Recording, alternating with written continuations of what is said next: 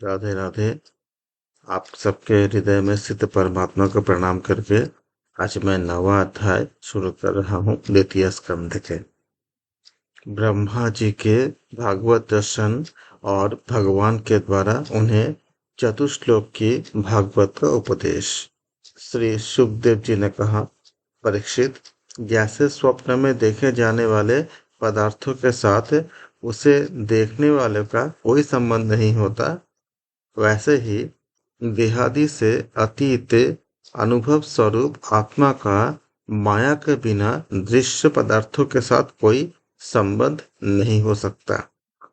विविध रूप वाली माया के कारण वह विविध रूप वाला प्रतीत होता है, और जब उसके गुणों में रम जाता है तब यह मैं हूँ, यह मेरा है, इस प्रकार मानने लगता है।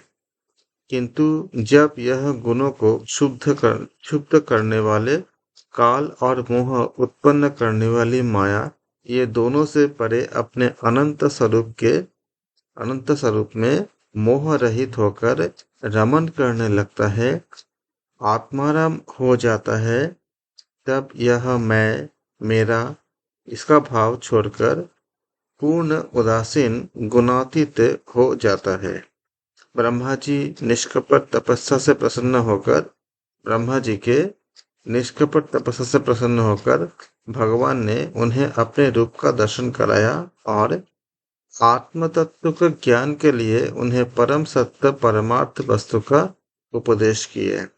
वही बात मैं तुम्हें सुनाता हूँ। तीनों लोकों के परम गुरु आदिदेव ब्रह्मा जी अपने जन्मस्थान कमल पर बैठकर सृष्टि करने की इच्छा से विचार करने लगे। परंतु जिस ज्ञान दृष्टि से सृष्टि का निर्माण हो सकता था और जो सृष्टि व्यापार के लिए वांछनीय है, वह दृष्टि उन्हें प्राप्त नहीं हुई। एक दिन वे चिंता कर रहे थे कि प्रलय के समुद्र में उन्होंने व्यंजनों के 16वें एवं 21वें अक्षर त तथा प को तप तप अर्थात तप करो, इस प्रकार 2 बार सुना है। परीक्षित, महात्मा लोग इस तप को ही त्यागियों का धन मानते हैं। यह सुनकर ब्रह्मा जी ने वक्ता को देखने की इच्छा से चारों ओर देखा, परंतु वहां दूसरा कोई भी दिखाई नहीं पड़ा। वे अपने कमल पर बैठ गए और मुझे तप करने की प्रत्यक्ष आज्ञा मिली, ऐसा निश्चय करके और उसी में अपना हित समझकर उन्होंने अपने मन को तपस्या में लगा दिया। ब्रह्मा जी तपस्वियों में सबसे बड़े तपस्वी हैं। उनका ज्ञान अमोघ है और उस समय उन्होंने उस समय सहस्र दिव्य वर्ष पर्यंत एकाग्र चित्त से अपने प्राण, मन, कर्मेंद्रियों और ज्ञानेंद्रियों को वश में करके तपस्या की है, जिससे वे समस्त लोकों को प्रकाशित करने में समर्थ हो सके। उनकी तपस्या से प्रसन्न होकर भगवान ने उन्हें अपना वह लोक दिखाया जो सबसे श्रेष्ठ है और जिससे परे कोई दूसरा लोक नहीं है। उस लोक में किसी भी प्रकार का क्लेश, मोह और भय नहीं है। जिन्हें कभी एक बार भी उसके दर्शन का सौभाग्य प्राप्त हुआ है, वे देवता बार बार उनकी स्तुति करते रहते हैं। वहाँ रजोगुण, तमोगुण और इनसे मिला हुआ सत्वगुण भी नहीं है। वहाँ न काल का दाल गलती है और न माया ही कदम रख सकता है। फिर माया के बाल बच्चे तो जा ही कैसे सकते हैं। वहाँ भगवान के वे पार्षद निवास करते हैं जिनका पूजन देवता और दैत्य दोनों ही किया करते हैं। उनका उज्जवल आभा से युक्त श्याम शरीर शतदल कमल के समान कोमल नेत्र और पीले रंग के वस्त्र से शोभायमान है। अंग अंग से राशि राशि सौंदर्य बिखरता है। वे कोमलता की मूर्ति है। सभी की 4 भुजाएं हैं। वे स्वयं तो अत्यंत तेजस्वी है ही। मणि जटित सुवर्ण के जो प्रभा होती है, मणि जटित सुवर्ण के प्रभाव में आभूषण भी वे धारण किए हुए हैं। उनकी छवि मूंगे, वैदुर्य मणि और कमल के उज्जवल तंतु के समान है।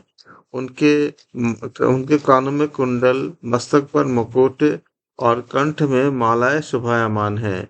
जिस प्रकार आकाश बिजली सहित बादलों से शोभायमान होता है, वैसे ही वह लोक मनोहर कामिनियों की कांति से युक्त महात्माओं के दिव्य तेजोमय विमानों से स्थान स्थान पर सुशोभित होता रहता है।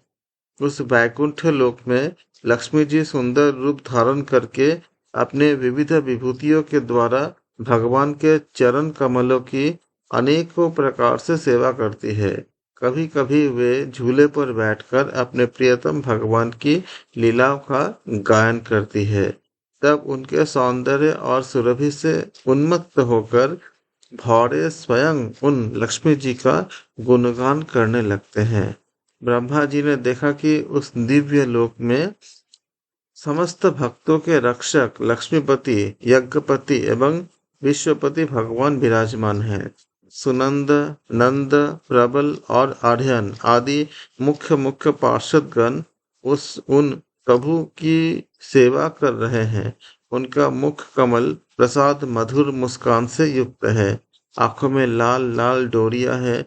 बड़ी मोहक और मधुर चितवन है। ऐसा जान पड़ता है कि अभी अभी अपने प्रेमी भक्त को सर्वस्व दे दे। अपने प्रेमी भक्त को अपना सर्वस्व दे दे। सिर पर मुकुट, कानों में कुंडल और कंधे पर पीताम्बर जगमगा रहे हैं। वक्ष स्थल पर एक सुनहरी रेखा के रूप में श्री लक्ष्मी जी विराजमान हैं और सुंदर चार भुजाएं हैं। वे एक सर्वोत्तम और बहुमूल्य आसन पर विराजमान है।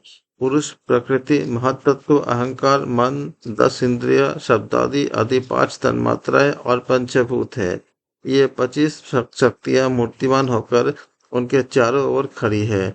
समग्र ऐश्वर्य, धर्म, कीर्ति, श्री, ज्ञान और वैराग्य, इन 6 नित्य सिद्ध स्वरूपभूत शक्तियों से वे सर्वदा युक्त रहते हैं। उनके अतिरिक्त और कहीं भी ये नित्य रूप से निवास नहीं करती। वे सर्वेक्षर प्रभु अपने नित्य आनंदमय स्वरूप में ही नित्य निरंतर निमग्न रहते हैं। उनका दर्शन करते ही ब्रह्मा जी का हृदय आनंद से, उद्रेक से लबालब भर गया। शरीर पुलकित हो उठा। नेत्रों में प्रेम आंसू छलक आए। ब्रह्मा जी ने भगवान के उन चरण कमलों में, जो परम हंसों के निवृत्ति मार्ग से प्राप्त हो सकते हैं, सिर झुकाकर प्रणाम किए। ब्रह्मा जी के प्यारे भगवान अपने प्रिय ब्रह्मा को प्रेम और दर्शन के आनंद में निमग्न शरणागत तथा प्रजा सृष्टि के लिए आदेश देने के योग्य देखकर बहुत प्रसन्न हुए। उन्होंने ब्रह्मा जी से हाथ मिलाया तथा मंद मुस्कान से अलंकृत वाणी में कहा। श्री भगवान ने कहा, ब्रह्मा जी, तुम्हारे हृदय में तो समस्त वेदों का ज्ञान विद्यमान है। तुमने सृष्टि रचना की इच्छा से चिरकाल तक तपस्या करके मुझे भली भांति संतुष्ट कर दिया है। मन में कपट रखकर योग साधन करने वाले मुझे कभी प्रसन्न नहीं कर सकते हैं। तुम्हारा कल्याण हो। तुम्हारा जो भी अभिलाषा हो, वही वर मुझसे मांग लो, क्योंकि मैं मुँह मांगी वस्तु देने में समर्थ हूँ। इस प्रकार ब्रह्मा जी जीव के समस्त कल्याणकारी साधनों का विश्राम पर्यवसान मेरे दर्शन में ही है। तुमने मुझे देखे बिना ही उस सुने जल में मेरी वाणी सुनकर इतनी घोर तपस्या की। इसी से मेरी इच्छा से तुम्हें मेरे लोक का दर्शन हुआ। तुम उस समय सृष्टि रचना का कर्म करने में किंग कर्तव्य मूल हो रहे थे। इसी से मैंने तुम्हें तपस्या करने की आज्ञा दी थी, क्योंकि निष्पाप तपस्या मेरा हृदय है और स्वयं तपस्या का मैं आत्मा हूँ। मैं तपस्या से ही इस संसार की सृष्टि करता हूँ। तपस्या से ही इसका धारण पोषण करता हूँ और फिर तपस्या से ही इसे अपने में लीन कर लेता हूँ। तपस्या मेरी एक दुर्लंघ्य शक्ति है। ब्रह्मा जी कहते हैं कि भगवान, आप अपने समस्त प्राणियों के अंतःकरण में साक्षी रूप से विराजमान रहते हैं। आप अपने अप्रतिहत ज्ञान से यह जानते ही हैं कि मैं क्या करना चाहता हूँ। नाथ, आप कृपा करके मुझ याचक की यह मांग पूरी कर दीजिए कि मैं रूप रहित आपके सगुण और निर्गुण दोनों ही रूपों को मैं जान सकूं। आप माया के स्वामी हैं।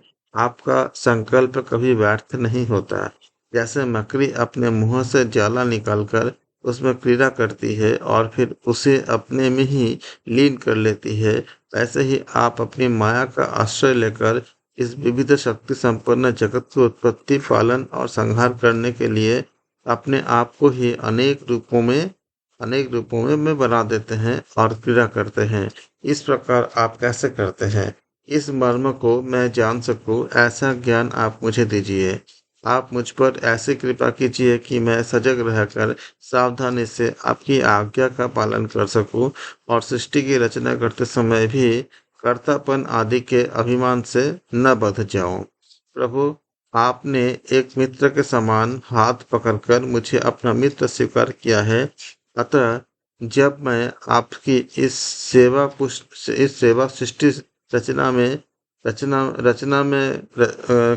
रचना कर लूंगा और सावधानी से पूर्व सृष्टि के गुण कर्मानुसार जीवों का विभाजन करने लगूं, तब कहीं अपने को जन्म कर्म से स्वतंत्र मानकर प्रबल अभिमान न कर बैठूं। श्री भगवान ने कहा, अनुभव, प्रेमा भक्ति और साधनों से युक्त अत्यंत गोपनीय अपने स्वरूप का ज्ञान मैं तुम्हें कहता हूँ। तुम उसे ग्रहण करो।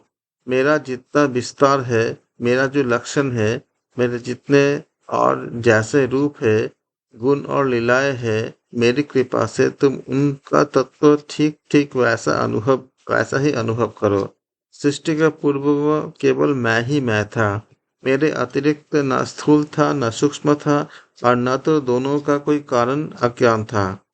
ये अज्ञान जो है, उनका कारण अज्ञान भी नहीं था। जहाँ तक सृष्टि नहीं है, वहाँ मैं ही मैं हूँ और इस सृष्टि के रूप में जो कुछ भी प्रतीत हो रहा है, वह भी मैं ही मैं हूँ और जो कुछ बचा रहेगा, वह भी मैं ही मैं हूँ। वास्तव में न होने पर भी जो कुछ अनिर्वचनीय वस्तु मेरे अतिरिक्त मुझ परमात्मा में दो चंद्रमाओं की तरह मिथ्या ही प्रतीत हो रही है, अथवा विद्यमान होने पर भी आकाश मंडल के नक्षत्रों में राहु की भांति जो मेरी प्रतीति नहीं होती, इसे मेरे माया समझना चाहिए। जैसे प्राणियों के पंचभूत रचित छोटे बड़े शरीरों में आकाश आदि पंच महाभूत उन शरीरों के कार्य रूप में निर्मित होने के कारण प्रवेश करते भी हैं और पहले से ही उन स्थानों और रूपों में कारण रूप से विद्यमान रहने के कारण प्रवेश नहीं भी करते हैं। वैसे ही उन प्राणियों के शरीर के सृष्टि में प्राणियों के शरीर के दृष्टि से मैं उनमें आत्मा के रूप में प्रवेश किए हुए हूँ और आत्म दृष्टि से अपने अतिरिक्त और कोई भी वस्तु न होने के कारण उनमें प्रविष्ट नहीं भी हूँ।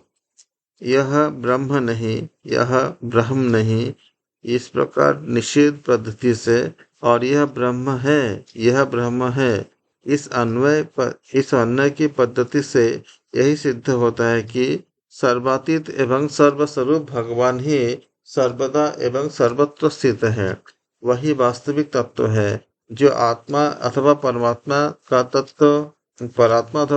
का तत्व जानना चाहते हैं, उन्हें केवल इतना ही जानने की आवश्यकता है। ब्रह्मा जी, तुम अविचल समाधि के साथ मेरे इस सिद्धांत में पूर्ण निष्ठा कर लो। इससे तुम्हें कल्प कल्प में विविध प्रकार की सृष्टि रचना करते रहने पर भी कभी मोह नहीं होगा। श्री सुखदेव जी कहते हैं, लोक पितामह ब्रह्मा जी को इस प्रकार उपदेश देकर अजन्म भगवान ने उनके देखते ही देखते अपने उस रूप को छिपा लिया। तब जब ऐसा उन्होंने जब अपने रूप को छिपा लिए, जब सर्वभूत स्वरूप ब्रह्मा जी ने देखा कि भगवान ने अपने इंद्रिय गोचर स्वरूप को हमारे नेत्रों के सामने से हटा लिया है, तब उन्होंने अंजलि बांधकर उन्हें प्रणाम किया और पहले कल्प में जैसी सृष्टि थी उसी रूप में विश्व की उन्होंने रचना की है। एक बार धर्मपति प्रजापति ब्रह्मा जी ने सारी जनता का कल्याण हो इसमें अपने इस स्वार्थ की पूर्ति के लिए विधिवत यम नियमों को धारण किया। उस समय उनके पुत्रों में सबसे अधिक प्रिय परम भक्त देवर्षि नारद जी ने मायापति भगवान की माया का तत्व जानने की इच्छा से बड़े संयम विनय और सौम्यता से अनुगत होकर उनकी सेवा की है। और उन्होंने सेवा से ब्रह्मा जी को बहुत ही संतुष्ट कर लिया। परीक्षित, जब देवर्षि नारद ने देखा कि मेरे लोक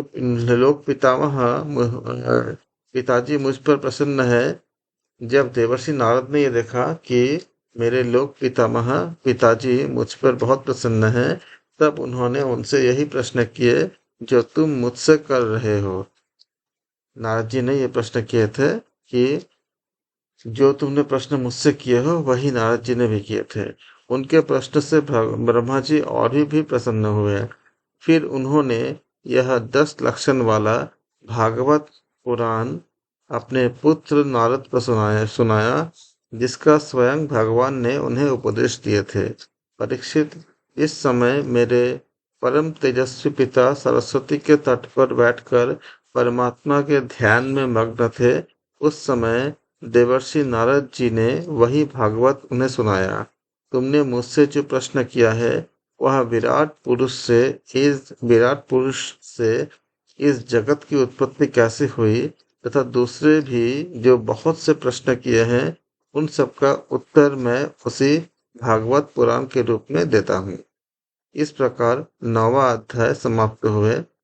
कल हम 10वां अध्याय के पाठ करेंगे जिसमें भागवत के 10 लक्षण के बारे में हम चर्चा करेंगे। आप सबके हृदय में स्थित ईश्वर को प्रणाम करके आज हम समाप्त करते हैं 9वां अध्याय। आप सबका बहुत बहुत धन्यवाद। राधे राधे।